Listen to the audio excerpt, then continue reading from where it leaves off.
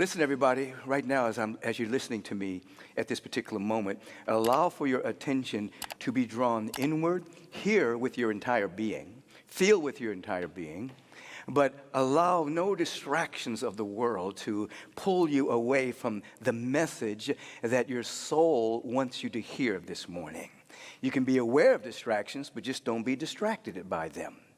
This month, as we've been speaking about destiny, that destiny transcends density, and we're coming to a great understanding of what density is. First of all, density is the coagulation, the condensation of previously held thought forms that have become experience for humanity and for individuals at large. Now, there's a destiny within you, meaning there is a perfect spiritual idea of you held in the heart mind of the infinite, divine mother, as it were, as we're speaking from the context of Mother's Day, always from the context of the infinite spirit that reflects and reveals itself as the feminine and masculine nature of all of nature. And so there is a perfect idea of you. I want you to catch this, because we're not speaking about perfectionism. We're not speaking about you being perfect. We're talking about that there's a perfect idea of you, and that idea is always unfolding. So you're always becoming and always unfolding to reflect and to reveal the perfection that's loaded and coded within every aspect of your being. So you're not seeking to come to some model of perfectionism that society gives for you. That will drive you crazy.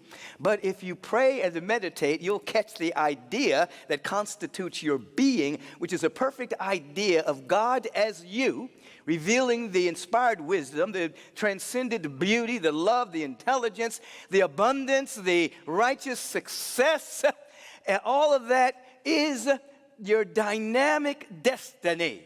Everyone has a beautiful destiny. Everyone is loaded and coded with infinite potential and divine possibility. And as Thurman reminds us, that is Howard Washington Thurman, the great mystical theologian, he reminds us that the facts of our life are basically, that experience is the raw material of our life, and what we do with it is our destiny.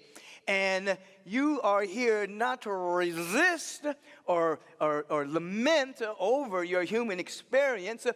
It is the raw material by which you get to build and forge and release a powerful destiny. Yesterday, I was at the Living Expo in San Mateo, and I was doing a book signing after my presentation, and a woman comes up to me with her friend, and she asked me a question. She says, "I've been waiting for 2 years to ask you this question." She said, I've been sober for, I think, about the last 10 years of my life.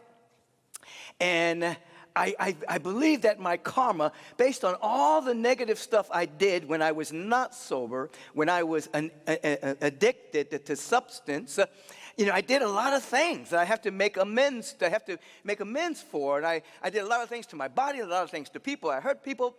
She went on to tell me that she believed that she's going to have to burn out all of that karma before she can be successful in her life.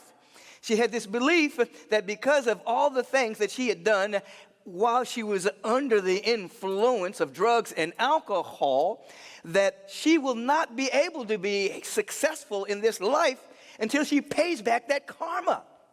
And I went on to explain to her that that is an immature and naive understanding of karma. I went on to explain to her that karma, of course, only can determine starting points, can never determine destiny. Your destiny is forged by your character, and your character is forged by your attitude. You change your attitude, you change your character, and your destiny changes. You see? So I said, it is a part of your karmic propensity to come hear me speak today and to have this conversation with me today so that you can set yourself free from that limited understanding of karma, so that all that you have gone through in your life will be the raw materials through which you will forge a beautiful destiny. And I went in to talk to her about what she had gained through her experience. She now is very non-judgmental towards people because of what she's gone through. She doesn't judge people. She's very compassionate with individuals because of what she has gone through and has learned to be compassionate with herself. And so she is taking the raw materials of an experience of being an addict and is forging it into being a being of compassion and not a judgy person. Now, you know there are a lot of judgmental people. You just don't be one, okay? Anyway, all of that is to say that she has taken the experience of her life and allowed it now to be a building block. And it was amplified by our conversation and by our prayerful moment during that particular book signing. I want you to know, I want you to catch that your destiny, your unfolding perfection, regardless of past experience or anxiety about the future, transcends the density of experience that is a coagulation of race consciousness, the human consciousness, the collective believing of humanity. That forms the world that we see with our physical eyes. As I was teaching this morning in the way of meditation service, when Yeshua ben Joseph said, in substance, to be of good cheer, for I have overcome the world. The whole statement is there will be trials and tribulations in the world, but be of good cheer because I've overcome the world. He was saying in substance, in this vast array of the condensation of human belief that has forged itself into experience, forged itself into points of view and perceptions, there's going to be all kinds of stuff going on in the world of phenomena, but be of good cheer, raise your vibration, because I have overcome that world. That world is transitory, it's Maya, it's illusionary, it's temporal.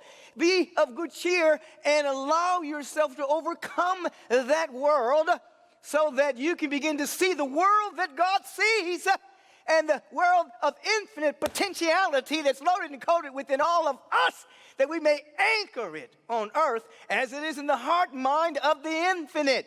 There is a destiny within you, and regardless of what you have gone through, regardless of your experience, regardless of your interpretation of your experience, there is something magnificent that wants to emerge. And catch this, it doesn't have a shelf life, you see.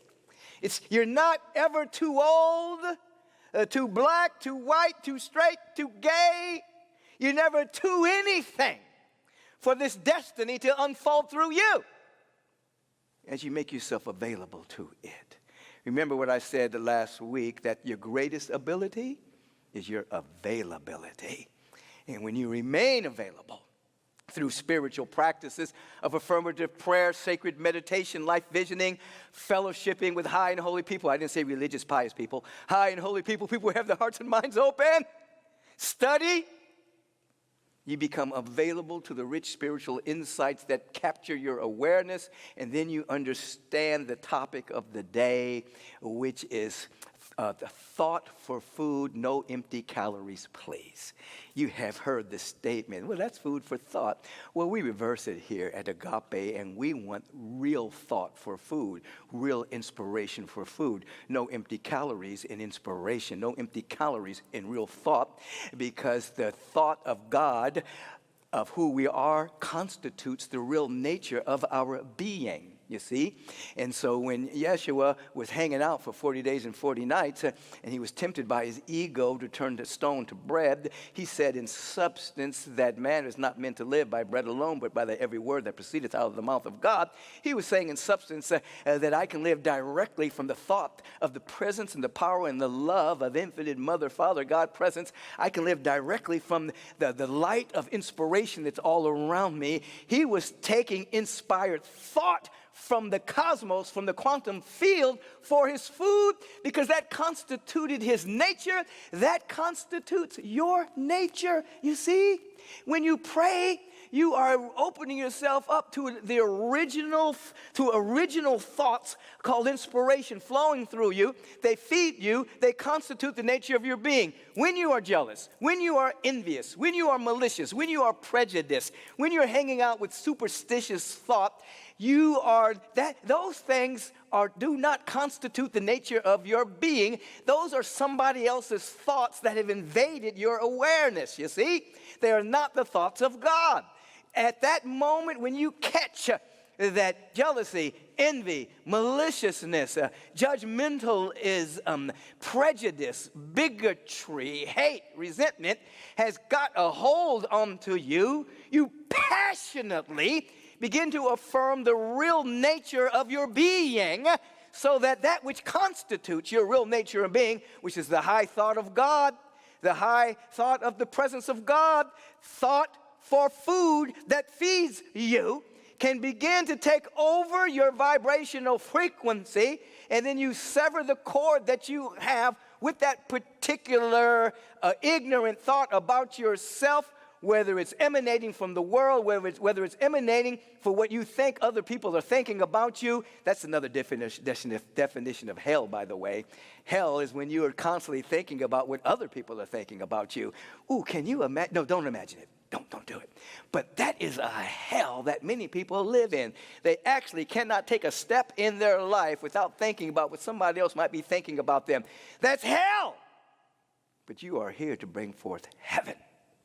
So in the consciousness of no empty calories, excitement is empty calorie, because anything that is dualistic has its opposite. Excitement has the opposite of depression, but enthusiasm does not. When you are coming into your awareness of what constitutes your life, which is the presence of God, you become enthused with the presence of God, and there's no opposite to enthusiasm. When you are in theos, when you are in the presence through meditation and the prayer, you don't go up and down. You just keep cycling into ever-expanding awareness of the presence of God. This does not come by accident. This comes from participation. I don't want you to be enthralled with anything happening at Agape. I want you to be involved with your real nature and your real being. Feel into what I'm saying right now. Feel. Thought, inspiration for food. And then you'll be aware, as I was sharing earlier today, that the world that we see is a lie, but can be experienced. I shared a story when I was attending Morehouse College. I shared the story of how a couple of friends and I would go out on campus, and we would take a book of matches. We would strike the match, blow it out, and then touch a person with a cold match. They're thinking they're being touched with a hot match. They burn themselves and sometimes even form a little blister on their hand. They get a little upset. And we say, no, we touched you with a cold match. Come follow us. And we get a little crowd. We light a match, blow it out, touch somebody. Same things happen. People were having an experience of what they believed, even though they were being touched by a cold match. They were having an experience of something that didn't exist. This is what's happening in the world. People are having a direct experience of lies, lack, limitation, fear, doubt, worry, not enoughness, separation from God, you see. And they're walking around saying, well, it's true because I've experienced it. Your experience is a lie. You're just experiencing a lie.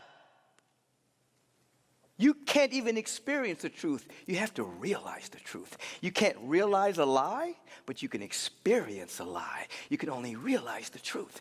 This is why we pray and meditate, that you may have a direct encounter with that which is true, that which is real, so that you'll be able to say, oh my God, there's all kinds of crazy stuff going on in the world of phenomena. It's being propagated by paid advertisement called the news, so that people will have a condensed, limited perception of reality, run around in fear and doubt and worry and anxiousness and anxiety all the time, so they can be easily controlled and be sold things that they don't need. You can say with Jesus, you can say with yes, oh yeah, there's all kinds of crazy things going on in the world, but I'm rising up with gratitude and good cheer that I may overcome that limited viewpoint of reality, because people do not have an encounter with reality. They're only having an encounter with their thoughts about reality. Your thoughts are now thought that constitute your being directly from the presence of God. And then you know what happens? There are two kinds of dangerous people on the planet. One are those who are dangerous to the prevailing paradigm. That would be you. Individuals who have come not to walk lockstep in the prevailing paradigm of the world, governments, but to come to shift and expand the prevailing paradigm, so that this particular period of time that you're living on planet Earth, regardless of how long it is, that it's a qualitative life that shifts the paradigm, that opens up the possibilities, that expands potential, activates potential. As I've said over a course of a time, that good people follow the rules, but awakened people follow their soul. You become an individual that follows your soul, so you become dangerous to the present paradigm. That's good danger. Then there's another danger kind of people, and these are the kind of people you want to kind of stay away from.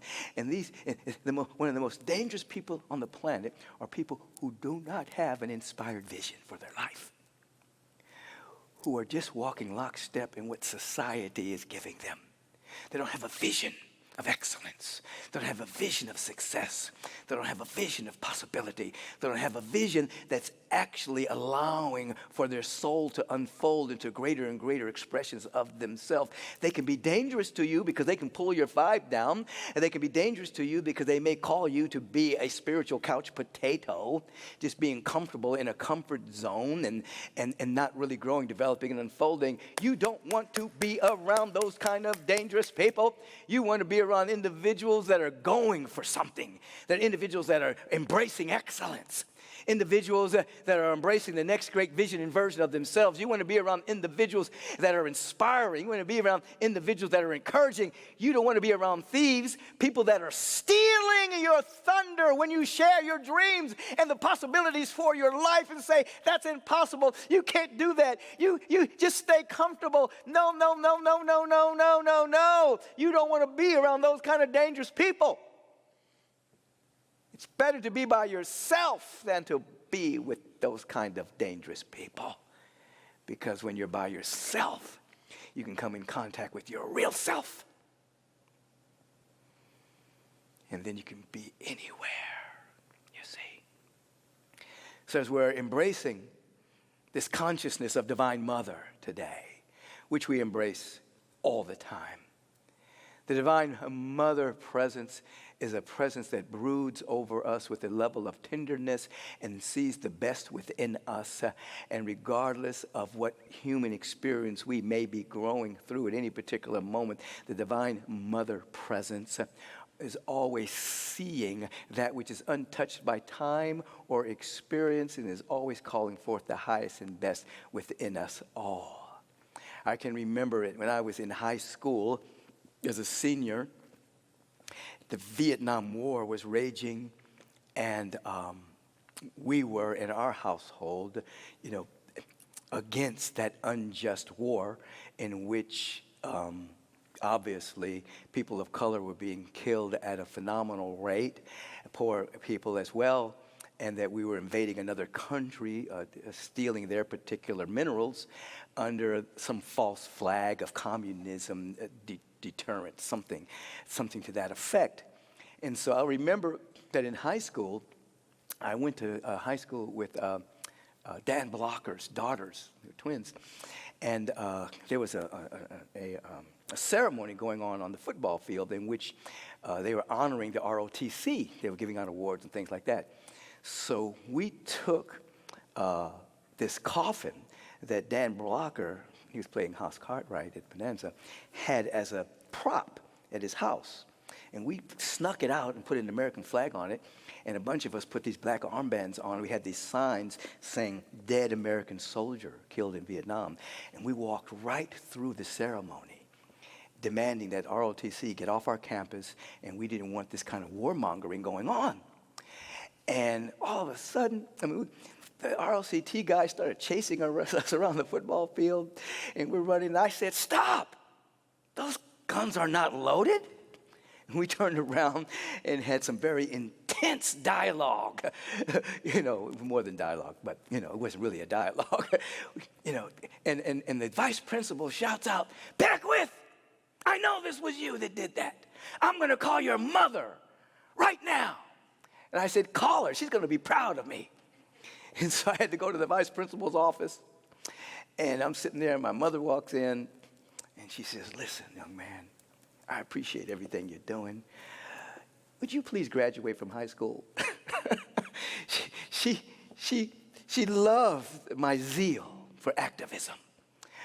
But she says, "Can you just graduate before, you get in trouble and get kicked out?" I said, "Okay, Mom, I will." But that divine, fierce mother looked at me and could see my potential, the possibilities that were within me. And she wanted me to graduate from high school. Just get out of school, please, you see. And so as I bring forth that particular memory of Mom, bring forth, in this instant, any memory of Mom. It may not even be your biological mom. It might be someone that served as proxy to Divine Mother in your life. You may have had a great aunt, a grandmother. You may have had just someone who carried that mother energy. It may have been your biological mom. For some of you, the biological mom may not have been mature enough to bring that kind of energy consistently. Or maybe they left early, whatever the case may be. But I want you to be captured by a sacred memory of anyone in your life that carry that frequency of, "I see you, I see your potential, I see your possibility. Don't blow it." Don't mess up your incarnation, Michael. Just graduate, please. Just anyone. And feel that tonal quality right there, that was the essence of Divine Mother being distilled through that human being. And you were getting a glimpse of how much Divine Mother really loves you. It was distilled according to that particular individual, that particular person that was undivided from the whole. And if you could grab onto that for a moment as a sacred memory and allow it to be amplified with every breath that you take as I'm speaking to you in this particular moment, you'll come to an understanding that you are totally loved and appreciated by the presence. You are a one-of-a-kind, magnificent spiritual being. And like the woman that I talked to yesterday, regardless of your particular human experience, regardless of any missteps, mistakes that you may think you may have made, regardless of anything that may have happened to you in the incarnation, there is something about you that's allowing you to hear this message at this particular moment. It's allowing you to know that as an attitude shift takes place, your character will shift, and then your destiny will change. Feel the love of Mom right now.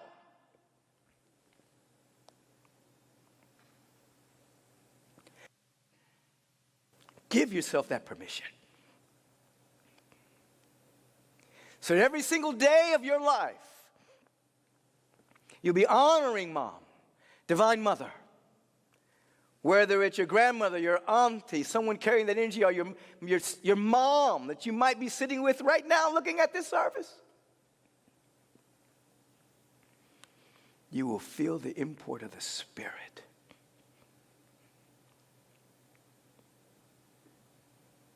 Becoming active in you. Feel it in your bones right now. Your destiny transcends the density. Your particular experiences are the raw materials that you're using to forge your destiny.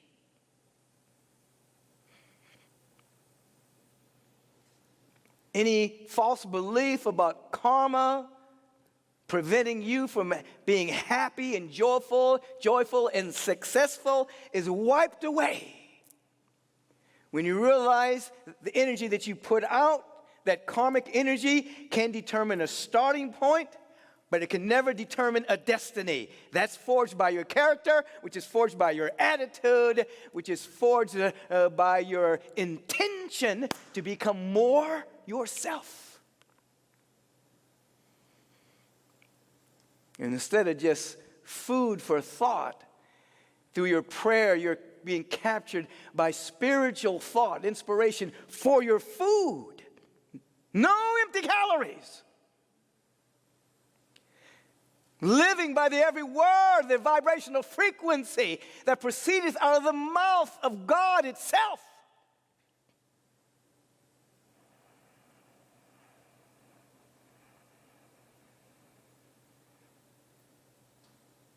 Feeding you. And then you'll discover what the overflow means. You'll discover that it's not about fulfillment, it's about fulfillment. And like the song that Brother Ray was singing, Curtis was going for fulfillment. But actually, he came to know that fulfillment was already here. We are filled full of the Spirit. My cup runneth over. And we share, and we shine, and we give, and we glow, and we radiate, and we stay available to Divine Mother.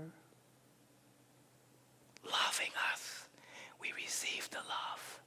We're worthy, yes.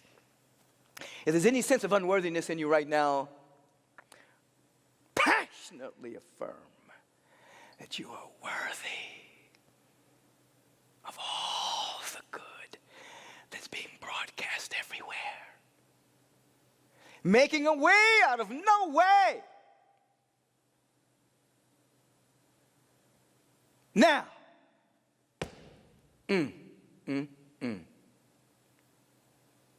So in the name of all mothers everywhere, we give ourselves permission to be whole. I'll say one more thing, and it comes to me from a mini counseling session yesterday I had with a woman as I was making my presentation, the expo there in San Mateo, and a woman asked a question, and she was talking about the drama going on in her family, that her mother was kind of off base emotionally, and it created a lot of dysfunction in the family. And though she was on the path and seeking to have a sense of peace and compassion for everything, she was finding it difficult. So I shared with her a couple of things that you might find helpful. I shared, first of all, that she must now relegate her mother to being her sister and no longer her mom. I said, you are an adult. Your mom did what she was supposed to do to the best of her ability as you were growing up. Now she is to be your sister on the path. You cut the cords of her simply being your mom and go directly to God for divine mother consciousness. Your mother is now your sister, which frees you from living in, if only my mother should have been this way, if only she was more this, if only she was more that. Oh, my mother wasn't this, my mother wasn't that. No, she is your sister. You go direct to God for mother now. And then I told her a statement by Yeshua, Jesus, where he said, I have come with a sword, separating father from son and mother from daughter. People used to say, oh my God, why is Jesus saying that? What he meant was, I'm separating you from your family dynamic as the origin of your life. I'm separating you from your dysfunctional family dynamic and sending you straight to God so that you can be free. I've come with a sword, separating you from the family dynamic if the family dynamic is not in harmony with the fundamental harmony of the universe. And I shared this with her and brought her to an awareness that love your mom, but she's now your sister. And that you're not to look at your family dynamic as your origin of creation. Your origin is the presence. Now, those are words. You'll have to catch that in prayer and meditation. And when you do, you will be free. And so we celebrate. We celebrate now in prayer. We celebrate now in prayer. We celebrate now in prayer. Let us go into an inward celebration of the divine presence. Everyone, stop right where you are. Don't even think about where you're going after this service is over. No. Be right here, right now. Stop right where you are. Turn within and come to a feeling tone of dynamic celebration by entering into a field of gratitude right now. It might be difficult to find something to be grateful for sometimes, but you can. You have the possibility to just leap into gratitude. Oh, it might be helpful to think about something you're grateful for. Someone do a kind act. Someone say something kind to you. You remember throughout the course of your human history some nice things that have happened. Oh, be grateful for them right now. And now just become unattached as to where the gratitude is coming from and just feel grateful. Because this gratitude is putting you direct contact with the presence of Mom, Divine Mother presence, giving unconditionally. Now you can recognize the presence. You can recognize God. You can recognize God in all the beings who brought forth to you mothering. You can recognize God as the language of the smile and the flowers.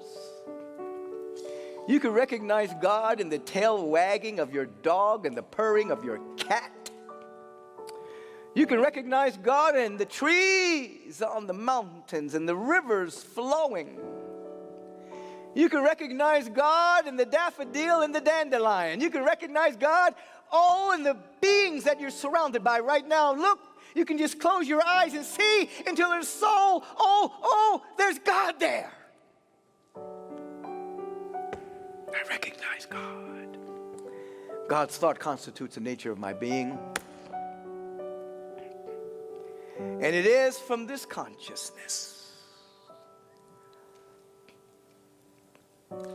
of unity with the presence, I'm one with God. Woo! That I get to speak the word for each and every one of us today. That we may be free. That every single organ and action and function of our being is now prone to wholeness, wellness, well-being. I get to speak the word for each and every one of us that our mind becomes clear, our emotional body becomes pure, the body of our affairs reflect and to reveal the fundamental order of the cosmos. We are overcoming the temporal world of phenomena and seeing the world that God sees. Oh, something wonderful is happening. And we're becoming a magnet, a para-vibrational magnet for all things good.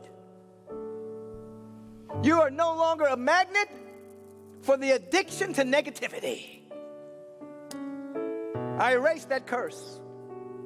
You're no longer a magnet for gossip. No one wants to bring you gossip because you repel it. I rebuke that curse. You are a magnet for inspiration. You're a magnet for love. You're a magnet for encouragement. You're a magnet for a prayer. You're a magnet for good news.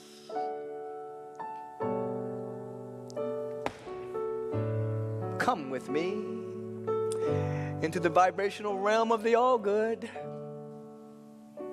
Feel the presence of the Lord upon you right now. The Lord, great law of life, always, always, always allowing us to come under the law of grace rather than under the law of our temporary identities that has condensed themselves into time and experience. Be free right now.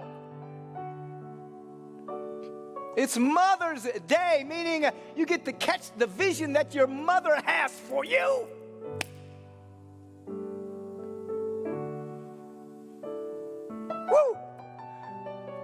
Feel that in your bones. Woo.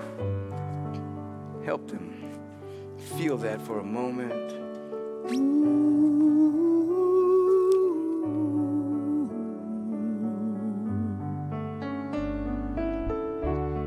It's all right now. Looks like you made it somehow. It's all right now.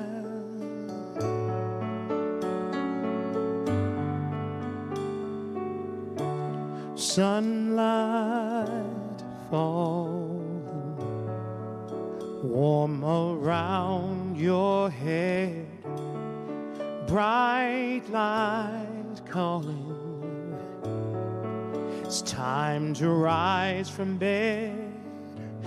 After all that you've been through, your sweet dream is calling you. Wake up, rise up, you will see life is more than misery.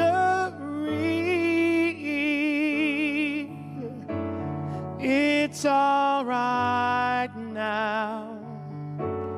Looks like you made it somehow. It's all right now, now.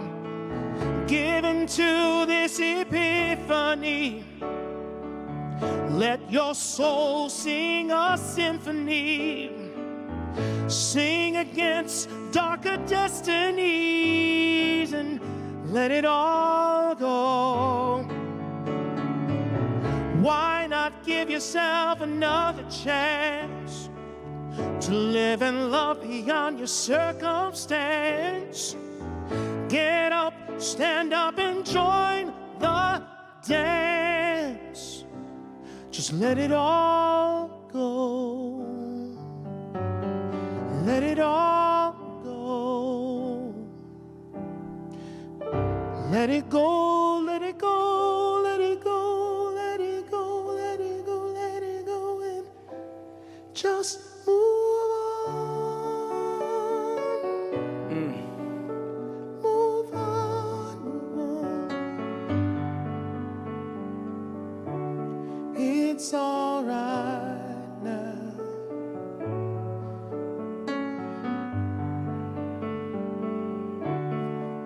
It's all right now. It's all right now.